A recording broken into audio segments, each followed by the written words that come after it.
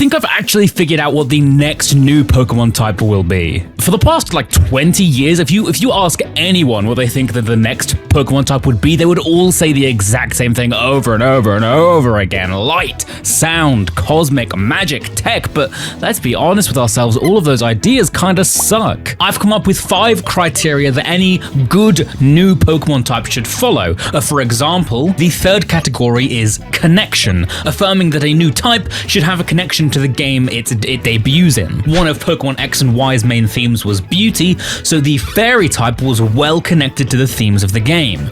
On the other hand, I'm not sure the magic type would have much of a connection to Pokemon Winds and Waves. We're gonna go over these 5 categories in this video, discuss how the most popular theories for new types never follow these criteria, and at the end of the video, we'll get into what I think the next Pokemon type will be.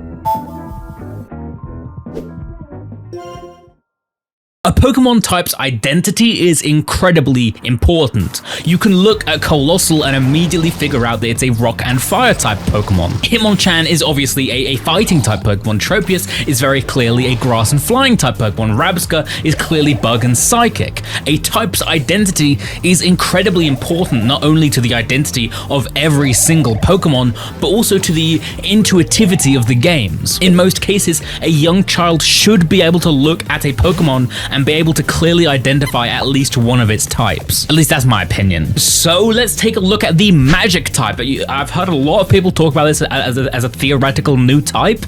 You could have Pokemon like Alakazam, Delphox, Hooper, Mr. Mime. Have you noticed anything about those 4 Pokemon I mentioned? Yeah, they're all psychic type Pokemon. That's kind of the thing with the magic type. How do you differentiate between a magic type Pokemon and a psychic type Pokemon? And how do you do it in a way that is intuitive for most players? Honestly, I don't think you can. When the fairy type was introduced in 2013, of the 22 Pokemon released in the first 5 generations that received the fairy type in Generation 6, all of them either had types that didn't really fit them very well, like Clefairy, for example, being a normal type. I don't think that really works. Or they actively benefit from the fairy type. It helps their type more accurately reflect their design and their concept, like Gardevoir, for example. The fairy type helps to exemplify its elegance. When you look at Alakazam or Delphox or Hooper, they don't need the magic type. The psychic type does everything that the magic type would do for them. If we want to look at a theoretical type that does the identity aspect well, we can look at a theoretical tech type or digital type. So you could argue that this is very similar to the electric or steel types, but genuinely I think it would have its own niche. I think the best example of a tech or digital type would be Porygon, and of course Porygon 2 and Porygon Z. They're definitely not steel types, and I don't think they'd work that well as electric types. So with a theoretical tech type, Porygon would be a good fit for a normal and tech type Pokemon. But while this tech type does the identity aspect very well, there is another aspect it does very poorly. If you've made it this far into the video, hi, my name is Mochi. I've got a bunch more videos planned like this talking about Pokemon Winds and Waves. So if you want to subscribe, now would be a very good time to do so. Anyway, as we described earlier, when the fairy type was introduced, there were 22 Pokemon whose types changed from something else to become fairy types. With the tech type or the digital type or whatever the heck you wanted to call it, you could probably argue a case for maybe 5 Pokemon, and 5 is a lot less than 22 if you were curious. So if we introduce a new type, we want it to be something that a lot of Pokemon can be inspired by. Since its introduction in 2013, there has been an average of 10 new fairy type Pokemon each generation, and that doesn't even take into account alternate forms like regional forms or mega evolutions. If a brand new type is introduced to the Pokemon series, it has to be a relevant enough theme to allow for around 10 new Pokemon of that type in each generation. Does that make sense? Because if it doesn't, I've got a good example for you, the sound type. Now, please don't get me wrong, I hate the idea of a sound type. I think it sucks, but that's my opinion. Let's talk about this purely objectively. In terms of relevance, let's take a look at every Pokemon that could become a sound type. There's the Jigglypuff line, the Whismur line, the Kricketot line, the Chingling line, Chatot, Ordino, Maractus, Meloetta, the Noibat line, the Kommo line, Rillaboom. Those are just the first few that popped into my head, and that's already 20 Pokemon. Like I said, I hate the sound type. In fact, I can tell you one of the things a theoretical sound type would be awful at right now. As we discussed earlier, one of the reasons why the Fairy type was such a great addition to Pokemon X and Y was the fact that it matches the game's themes, well, beautifully.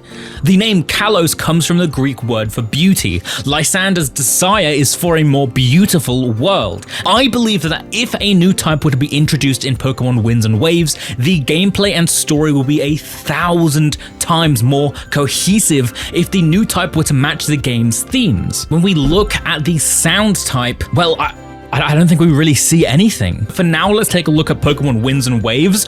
Obviously, we don't really know much about it at the moment, but there's a few things we can look at. There's the reintroduction of the diving mechanic. The games are literally named Winds and Waves. We can assume the game's themes will probably be related to the weather and perhaps like a variety of different extreme Pokemon habitats, like underwater or the massive volcano in the middle of the region. Now, obviously, sound doesn't match these themes. A lot of these types I've looked at, I have made very convoluted connections to Winds and Waves, you know, weather and Pokemon habitats. Sound is not one I can do that with. It doesn't connect to anything. It kind of just exists. If it were one of the original 15 types, I probably wouldn't hate it as much. If I were to come up with a type that did connect to the themes of Pokemon Winds and Waves, there's actually a pretty interesting one I want to talk about. It's the concept of a wind type.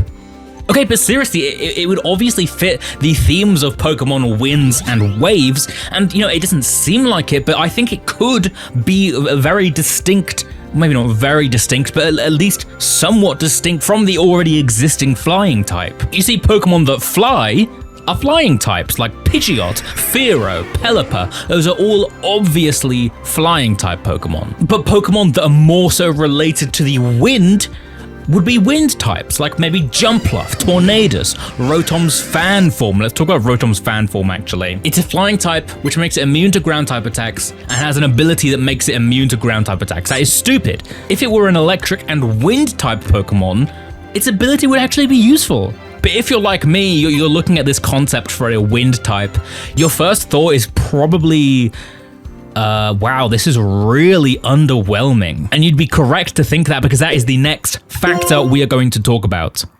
An undeniable truth of modern Pokemon is that new features need to be marketable. Pokemon need to sell games, so they need to get people excited. Mega Evolutions were first given to marketable and recognizable Pokemon like Charizard, Gengar, Lucario. Gigantamax forms were given to marketable and recognizable Pokemon like Charizard again, Gengar again, and Snorlax. If a new type is introduced, it needs to be marketable, it needs to be exciting, it needs to be big. Like the Fairy type, looking back on it, it seems kind of simple, but like the idea not only of a brand new type, but this idea of this cute but also like kind of like menacing anti-dragon type, that's so cool, and it's incredibly marketable, especially when you do it with fan favorite Pokemon like Gardevoir and Clefairy. And let's face it, the wind type is not exciting, and you know, this is probably because, as we said earlier, the flying type seems at first really similar.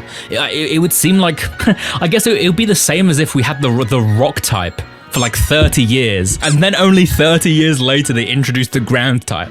You'd be like, well, it's just the same thing, you're just doing the same thing again. So what about a new type that does kind of have that magnitude, that marketability? Let me introduce you to a concept called the Aura type. Yeah, I'm not that big a fan of this one either, but let's talk about it, okay? Let's be objective. The concept of Aura in Pokemon is literally directly tied to Lucario, which is one of the most popular Pokemon of all time. So theoretically speaking, Lucario would drop its Steel type and become a fighting and Aura type Pokemon. Of course, the main issue with this type is the second factor we were talking about, relevance. How do you make really any Pokemon other than Lucario an Aura type?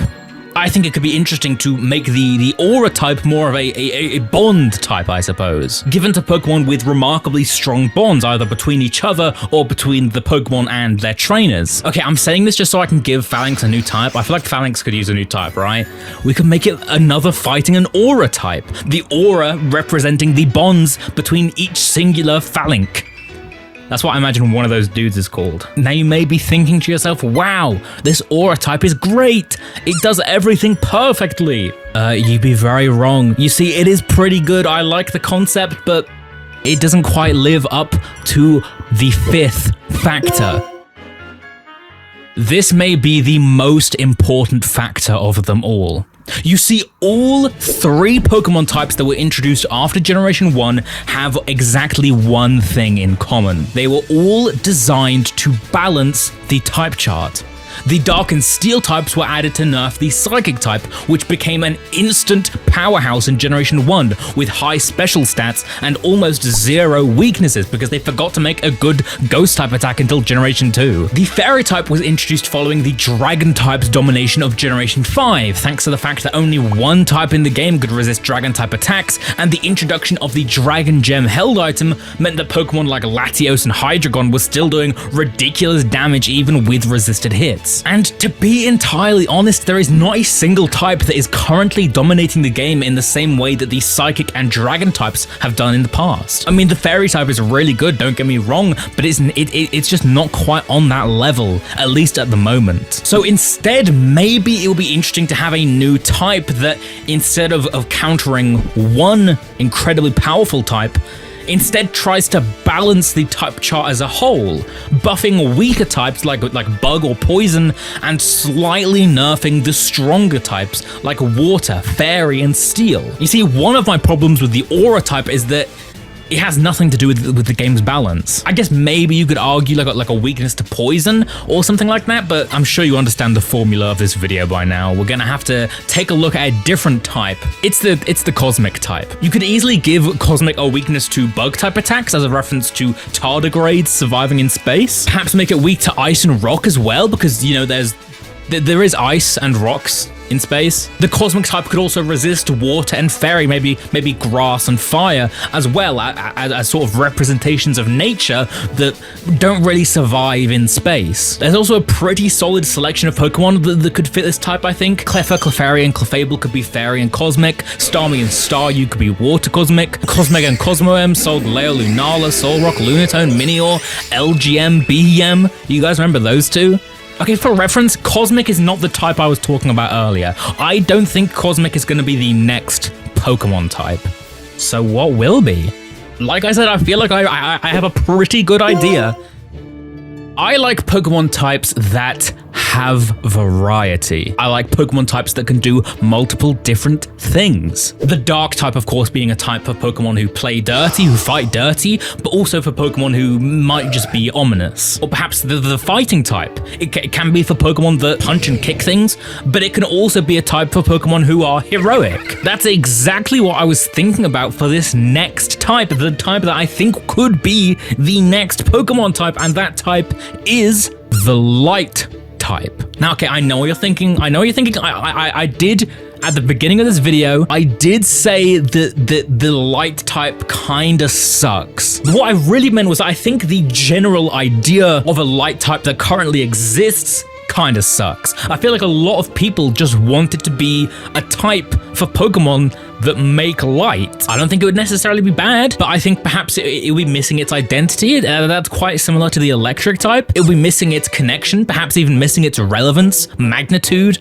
balance. What if the Light type was more than just a type for Pokemon that makes light, but also a type for Pokemon that are, for a lack of a better word, sacred?